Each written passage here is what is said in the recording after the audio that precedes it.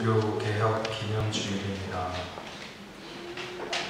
교회가 교회되고 말씀이 말씀되고 은혜가 은혜되는 것을 소망하며 일어났던 종교개혁, 오직 하나님의 영광을 위하여, 그리고 오직 하나님 앞에서 오직 믿음으로, 오직 하나님의 말씀으로, 그리고 오직 은혜로 라고 하는 5가지, 오직 하나님의 영광을 위해서, 오직 하나님 앞에서, 오직 믿음으로, 오직 말씀으로, 오직 은혜라고 하는 이런 정신으로 종교개혁이 일어났습니다.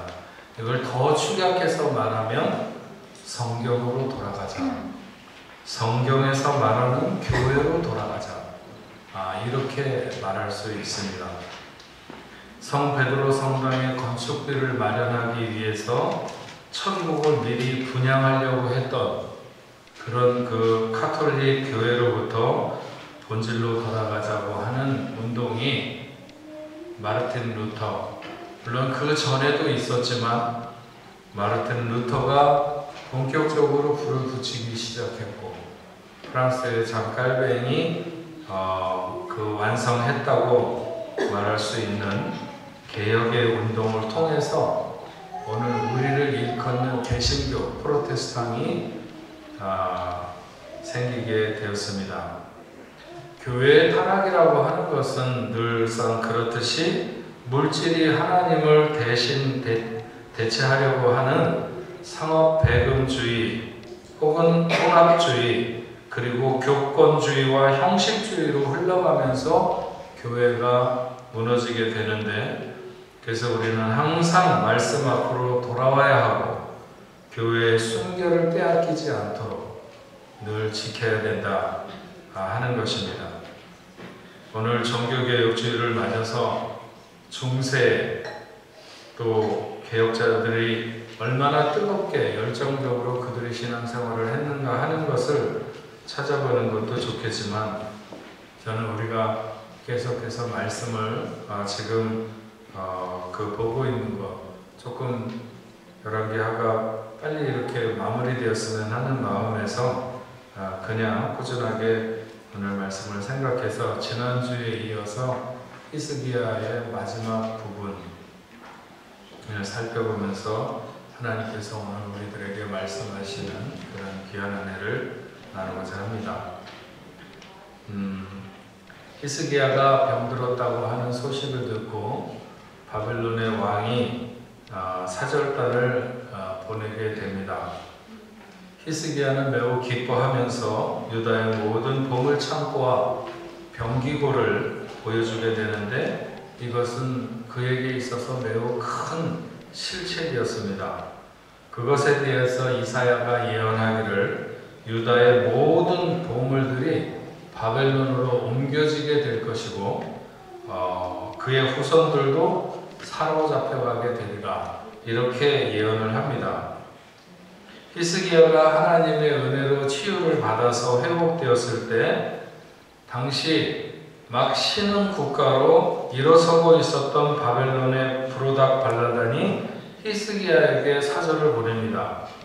바벨론도 당시에 가장 큰 제국이었던 아수르가 다스리던 속국 중에 하나였는데 호시탐탐 독립의 기회를 노리고 있는 처지였습니다. 그러다가 아수르의 살마네센이 죽자 한 갈대아 원주민이었던 브로닥 발라단이 세력을 규합해서 왕이 되고, 그가 아수르 왕 사르곤 2세와 대립하면서 완전한 독립을 위해서 애쓰고 있는 중에 유다 왕 히스기야에게 우리가 같이 군사적인 동맹을 하면 좋지 않겠느냐, 이런 의미에서 마침 또 히스기야가 아프다 그러니까 사절단을 보내가지고 서로 이렇게 이 동맹을 위한 파견을 보낸 거죠.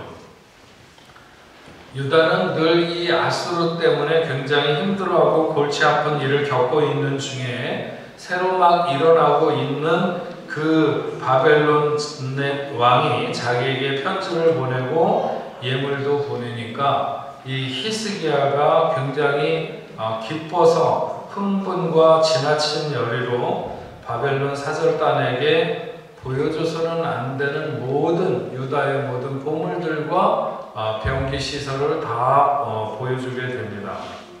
결국 훗날 유다는 바벨론에 의해서 멸망당하게 되는데, 지금은 바벨론이 아직 별 볼 일 없는, 그냥 모양으로 말하자면 이제 시앗과 같은 그런 형태였던 것이죠. 그런데 하나님은 그 바벨론이 나중에 유다와 더불어 원수가 될 거라고 하는 것을 하나님은 알고 계셨습니다. 결국 그렇게 마음을 풀고 모든 것을 다 보여준 것은 바벨론에게 침략의 근거를 제공한 것이나 마찬가지라고 하는 것이죠.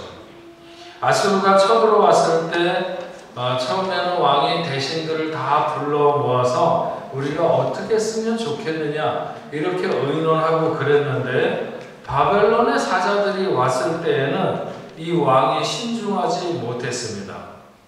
여러분, 칼을 들고 들어오는 적만 있는 것이 아니라 예물을 들고 들어오는 적도 있는 것이고, 현재의 적만이 아니라 미래의 적도 적인 것을 그는 간파하지 못했습니다. 자신이 죽을 병으로부터 살아나게 된 것이나 그것을 위해서 하나님의 해그림자를 10도나 뒤로 물러가도록 한 엄청난 역사가 동반된 일들이 그로 하여금 성공의 감정에 빠져들게 했다고 하는 것이죠. 역대하 32장 31절 말씀을 보면, 그러나 바벨론 방백들이 히스기야에게 사신을 보내어 그 땅에서 나타난 이적을 물을 때 하나님이 히스기야를 떠나시고 그의 심중에 있는 것을 다 알고자 시험하셨더라. 아마도 지난 시간에 아수르의 사네립이 유다를 1차로 쳐들어왔을 때 금 30달란트와 은 300달란트를 줄 때 기둥에 있는 것까지, 왕궁과 성전에 있는 기둥에 있는 금까지 벗겨주었는데 무슨 금은보화가 더 남아서 보여줄 게 있겠느냐 이렇게 말할 수도 있습니다. 그러나 실상은 히스기야가 그때 모든 보물을 다 준 것이 아니고 그 기둥을 벗겨줬다고 하는 것은 그 아수르 그 왕에게 우리가 정말 있는 모든 것을 다 긁어서 당신에게 주는 것이다, 이런 표시로 기둥에 있는 금을 긁어낸 것이지 실제로 그들에게 그것만 있었던 것은 아니다, 이렇게 학자들이 말을 하기도 하고, 또 실제로 다윗의 왕가에 이렇게 내려오던 많은 그 보화가 숨겨져 있을 거라고 하는 것이죠. 그런데 그런 것들을 내놓지 않았다고 하는 것입니다. 또 바벨론이 그렇게 사자를 보내기 전에 다른 사람들도, 많은 사자들이 여러 가지 예물들을 많이 가지고 왔을 것이다, 이렇게 얘기하기도 합니다.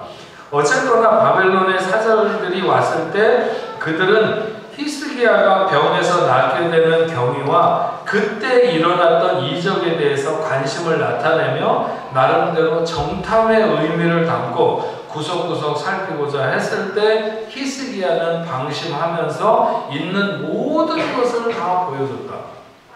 어쩌면 지금까지 한 번도 내놓지 않은, 예전에 한번 제가 말씀드렸지만 여기 어디에요? 베르사유 궁전에 맨날 이렇게 가갖고 손님들 모시고 가서 것을 볼 때는 보여주는 일정한 부분이 있는데, 옛날 우리나라하고 이 나라하고 수교 몇 주년 해가지고 대통령의 초청으로 한번 간 적이 있었어요. 그랬더니 그걸 끝나고 이렇게 뭐랄까요, 한 번도 안 본, 그동안에 안 본 길로 이렇게 쭉 뒤를 만들어 갖고 오면서 여기에 어떤 보물들이 있는가 이런 걸 보여준 적이 있는데, 그런 거 비슷한 거죠.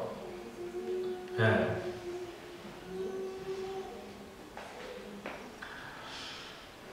근데 여기서 우리가 분명히 알 수 있는 것은 그때 하나님이 히스기야를 시험하셨고 히스기야를 떠나셨다, 이렇게 말씀하고 있습니다. 성경은 그때 히스기야가 교만했다 이렇게 기록하는데 역대하 32장 24절에 보면 그때 히스기야가 병들어 죽게 되었으므로 여호와께 기도하며 여호와께서 그에게 대답하셨고 또 기적을 보이셨으나 히스기야가 마음이 교만하여 그 받은 은혜를 보답하지 아니하므로 진노가 그와 유다와 예루살렘에 내리게 되었더니 이렇게 기록합니다. 마음이 교만하고 그 받은 은혜를 보답하지 않았다. 어떻게 한 것일까요? 히스기야가 바벨론의 사절이 왔을 때 어떤 마음을 가지고 있었기에 하나님이 그를 떠나시고 하나님이 그를 어떻게 시험하셨다는 걸까요? 여러분, 인생은 누구나 다 하나님의 은혜를 따라 살도록 지음을 받았습니다. 아담이 모든 유익은 오직 하나님으로부터 오는 것을 알고 그것을 누리기 위해서 힘을 썼다면 좋았을 텐데 아담이 그렇게 하지 못했죠. 그래서 하나님은 그 아담의 잘못을 덮고 다시 회복시키기 위해서 예수를 보내셨습니다. 예수님은 모든 것이 모든 세력이 다 자기를 대적하고 심지어 나중에는 하나님 아버지마저도 자신을 버리는 듯이 그렇게 십자가에 그냥 죽고 가도록 할 때에도 예수님은 아버지만 바라봤습니다. 우리는 어떤 시간에도 그분에게만 소망이 있고 그분에게만 살 길이 있는 존재입니다. 우리도 살아가면서 종종 범하는 오는 바로 이런 것입니다. 내가 부족하고 연약할 때 우리는 보통 하나님만 바라보고 하나님을 의지합니다. 하나님의 은혜 없으면 살 수 없다고 그런 순간에는 울고 하면서 전적으로 하나님만 의지하게 됩니다. 내 힘으로 안 될 때. 그러나 어느 순간 내가 모든 것을 손에 쥔 듯하고 내 마음대로 무엇인가 할 수 있는 것 같은 순간이 오면 마치 하나님의 은혜는 더 이상 없어도 되는 것처럼, 필요치 않는 것처럼 그분을 의지하던 마음을 거두게 되는 거죠. 말로는 여전히 하나님을 의지하는 것 같지만 그 마음이 하나님에게서 떠나는 것을 보게 됩니다. 히스기야가 전적으로 하나님을 의지하기보다는 자신의 힘을 과시하고 하나님께 받은 은혜에 보답하지 않았다고 하는 것. 하나님이 그에게 병을 낫게 해주시고 무슨 보상을 원하셨을까요? 하나님이 해그림자를 뒤로 물러나게 하셨으니까 무엇을 갚으라고 하셨을까요? 하나님이 그에게 원한 것이 무엇일까요? 저는 그 은혜를 깨닫는 것이 아니었을까? 하나님의 은혜로만 산다고 하는 고백을 하는 것을 하나님이 원하시지 않았을까?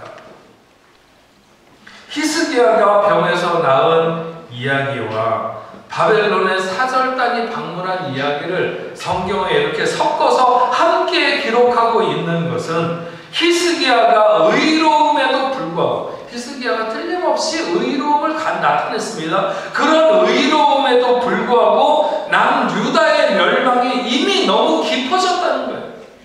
그 나라가 하나님의 손에서 멸망당할 것이 이미 너무 깊어졌다고 하는, 깊이 진행되고 있다고 하는 것과 히스기야가 하나님과의 동행이나 죽음을 앞에 두고 그가 보인 신앙은 정말 진실했다.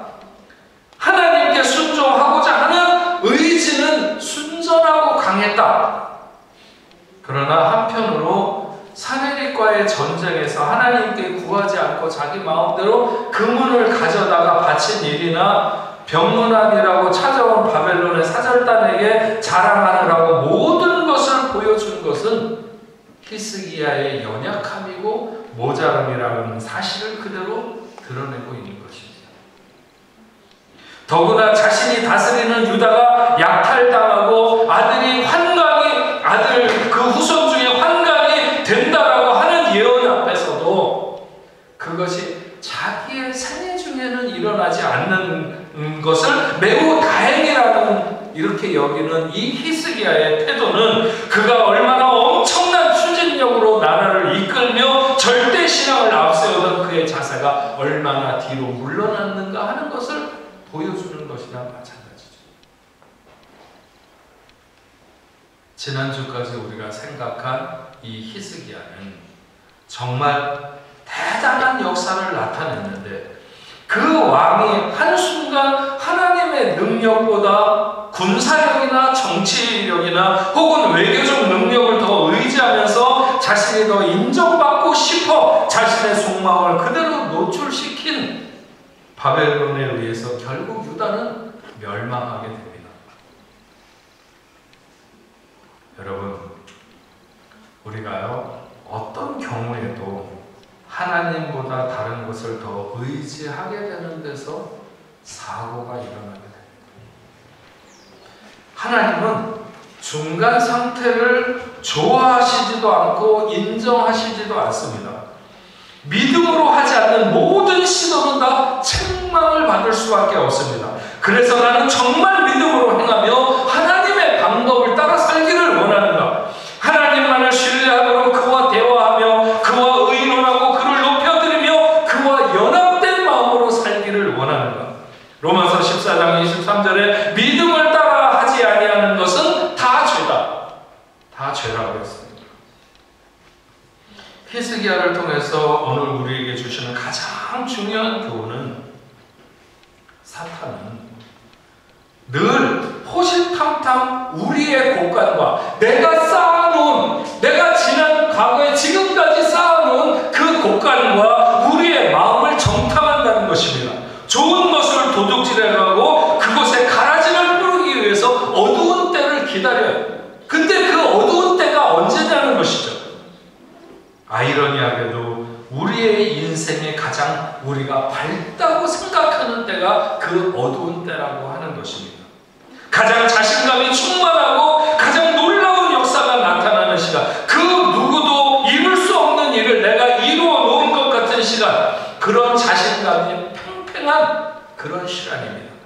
히스기야에게 생명이 돌아오고 천체가, 우주 천체가 자신을 위해서 움직이며 수많은 사람들이 많은 예물을 싸들고 다가오는 시간. 분명히 바벨론만이 아니라 많은 사절단들이 있었을 거예요. 그런데 아수르에게 반기를 들고 일어서고 있는 바벨론이 동맹을 위해서 찾아오니까 히스기야가 너무 기분이 좋았던 거예요. 무엇인가 된 줄로 생각하면서 우쭐했고 그것은 하나님의 뜻을 좀 더 세밀하게 묻거나 살펴야 하는 그에게 치명적인 약점으로 작용하게 되었습니다.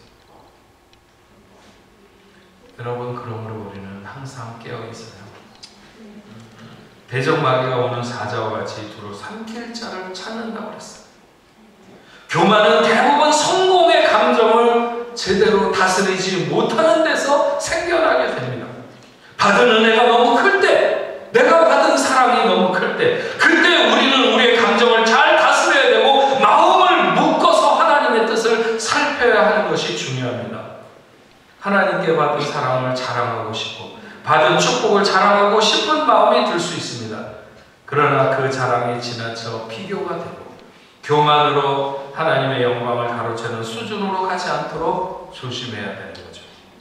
정말 하나님께 대한 감사하고 싶은 마음이 있는 것인지 아니면 인간에게 자랑하고 인정받고 싶은 것인지 잘못 구별하게 되는 우리는 그 성공의 감정으로부터 매우 높은 것으로부터 미끄러지거나 추락한다는 사실입니다. 제2차 세계대전이 일어났을 때 얼마 지나지 않아서 독일군이 연합군에게 일찌감치 항복을 하게 된 것은 독일의 신병기를 연구하던 과학자들이 미국으로 망명을 했기 때문입니다. 전쟁에 있어서 정부와 첩보는 그 싸움의 승패를 좌우한다고 말할 수 있습니다. 바벨론의 사신들에게 히스기야가 왕궁과 모든 군기고까지 다 보여준 것은 적군에게 고스란히 자신의 전략을 노출한 것이나 마찬가지였습니다. 이것은 히스기야가 깨어있지 못했다고 하는 것을 보여주는 것입니다. 결국은 그 깨어있지 않음이 교만으로 연결되는 것인데 히스기야는 자신의 힘을 자랑하고 싶었습니다.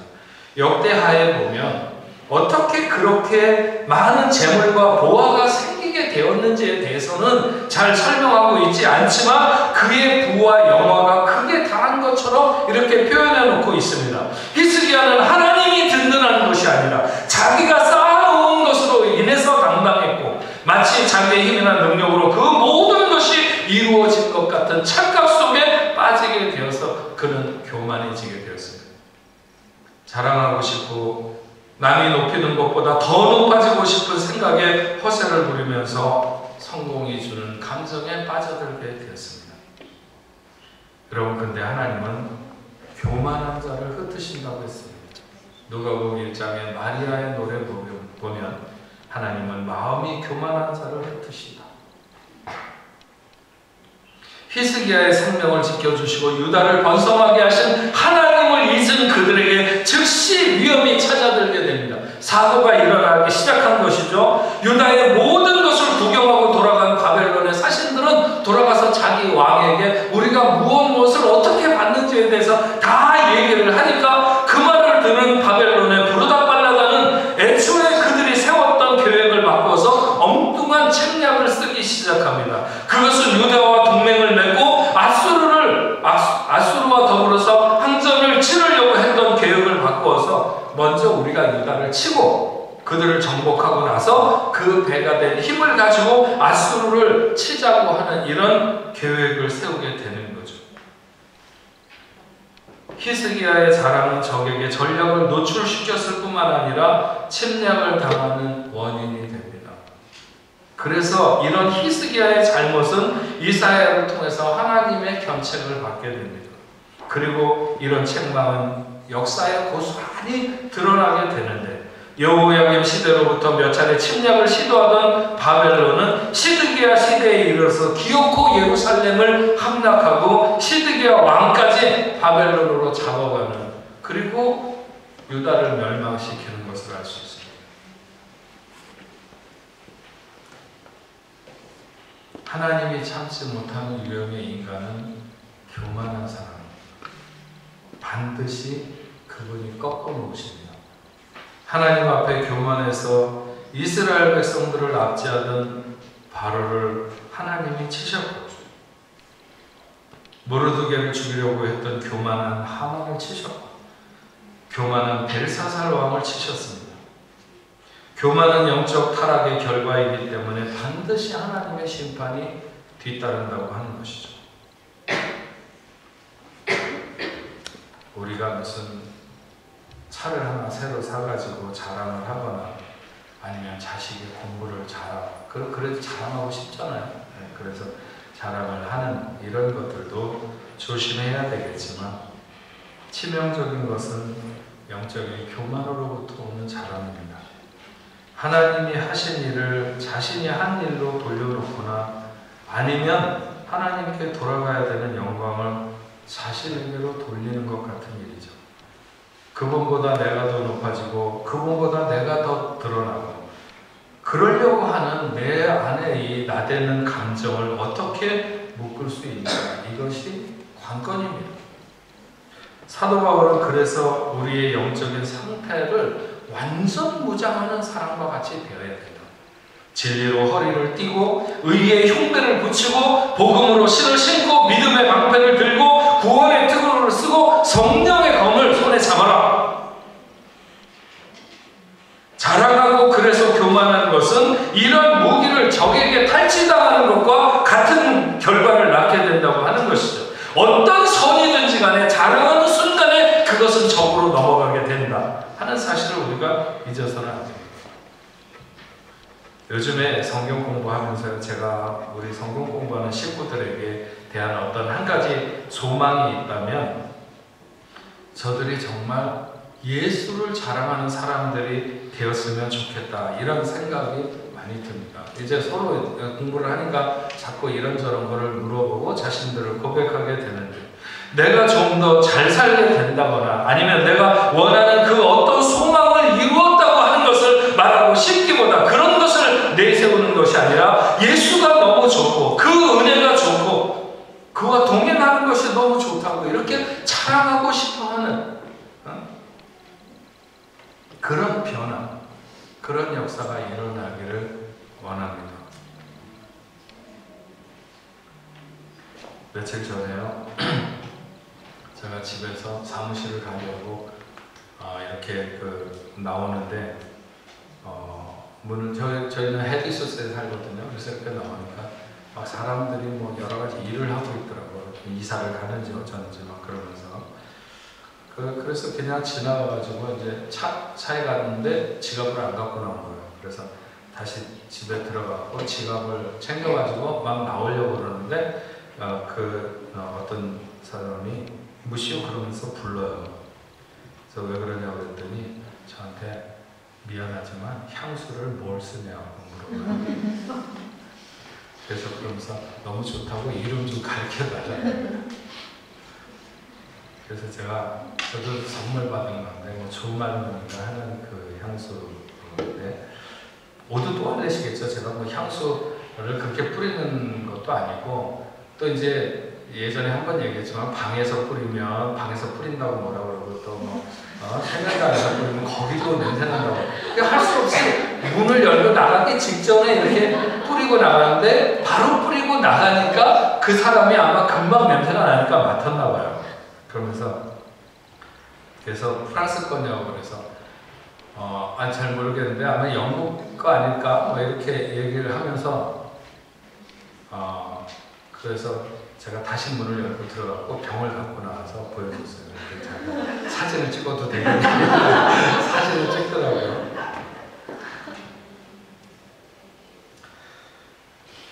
제가 뭐 자랑을 하려고 하는 것은 물론 아니고요. 근데 그 사람은 순간적으로 진짜 그게 좋았나 보죠. 그러니까 이제 저를 불러서 물어봤는데 그런 생각이 들더라고요. 야, 이거 목사가 나갔는데 무슨 향수 냄새 좋다고 물어보고 이런 왠지 조금 뭐 그냥 또 한편으로는 약간 찝찝한 기분도 좀 들기도 하고 그런데 그런 생각이 들었습니다. 예수 오래 믿은 사람에게 좋은 그런 예수의 향이 나면 얼마나 좋을까.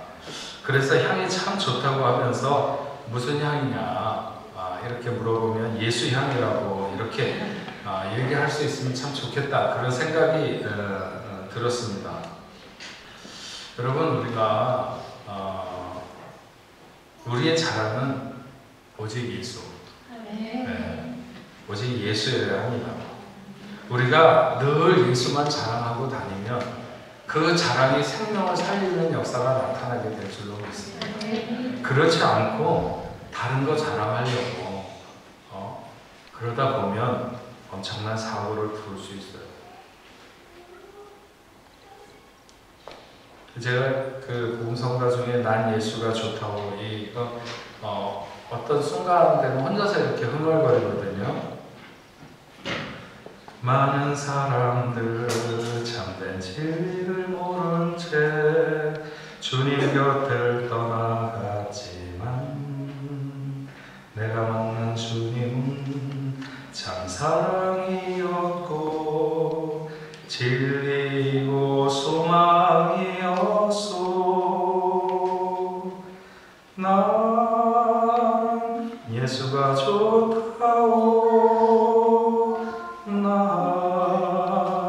예수가 좋다오. 주를 사랑한다던 베드로 고백처럼 난 예수를 사랑한다오. 정말 여러분들도 이렇게 예수만이 여러분의 자랑이 되면 좋겠습니다. 우리가 사고 치지 않고 세상을 살아갈 수 있는 가장 온전한 방법은 그것뿐입니다. 히스기야는 틀림없이 믿음을 통해서 하나님의 능력으로 막다른 죽음의 골목에서 다시 회생하는 치유의 체험과 또 하나님의 도우심으로 백성을 잘 지키는 일도 해냈지만 그러나 그는 실패했습니다. 누구도 그만큼의 믿음을 나타내며 그만큼의 위대한 일을 행할 수 있을까 싶지만 그러나 결국 그도 완전하지 못했습니다. 이런 히스기야를 보면서 실망도 되고 좌절도 되면서 그러나 여전히 믿음을 가지고 소망 중에 우리가 나갈 수 있는 것은 세상의 모든 왕들은 결국 다 실패하고 넘어지지만 그러나 우리의 진정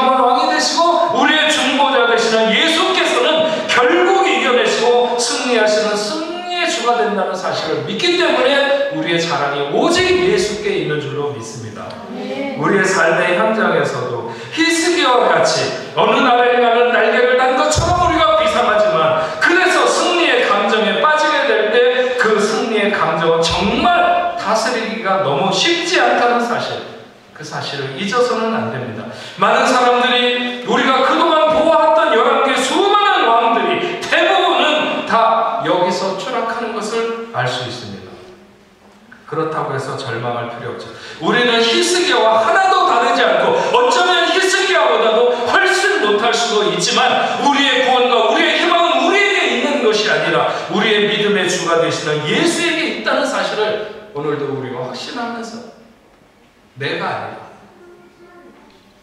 그분 예수. 그래서 우리가 오늘도 주님을 바라보고 그분에 대한 믿음을 강화할 때, 부족한 우리를 붙들어 달라고 기도할 때 우리는 예수 안에 있고 우리는 믿음 안에 서게 되는 줄로 믿습니다. 우리의 기도는 하나님을 변화시키는 것이 아니라 기도하는 나를 변화시키는 것입니다. 실패의 현장에서, 무너진 삶의 현장에서 범죄의 자리로 나가는 사람은 많지 않아요. 오히려 대부분 성공의 현장에서, 성공의 감정에서 그 자세와 마음이 무너진다는 사실을 우리가 틀림없이 기억해야 돼요. 내가 죽을 것 같은 그런 자리에서 더 범죄로 나가는 사람은 많지 않다. 실패하고 뭔가 안타까운 순간에 범죄의 자리로 나가는 것이 아니라 다 이루어진 것 같은, 더 이상 부족한 것이 없는 것 같은, 모자란 것이 없는 것 같은 그런 순간에 그런 그때의 감정, 그때의 마음을 우리가 잘 지키지 못한다는 거예요. 그래서 오늘 우리가 어떤 환경에 있든지 간에 오늘도 우리는 은혜 없으면 살 수 없다는, 하나님의 은혜 아니면 살 수 없다는 그런 사실을 다시 한번 깨닫고 우리의 인생 자체가 하나님의 오직 은혜로만 산다고 하는 것을 우리가 다시 한번 고백하면서 하나님이 이루신 일의 영광을 하나님 앞에 돌려드릴 수 있는 무엇인가 잘 되어갈수록 우리는 뒤로 물러서며 겸손해야 하며 하나님이 이루신 것을, 그래서 하나님께 영광을 돌릴 수 있는 여러분 모두가 되시길 주의 이름으로 축원합니다. 기도하겠습니다.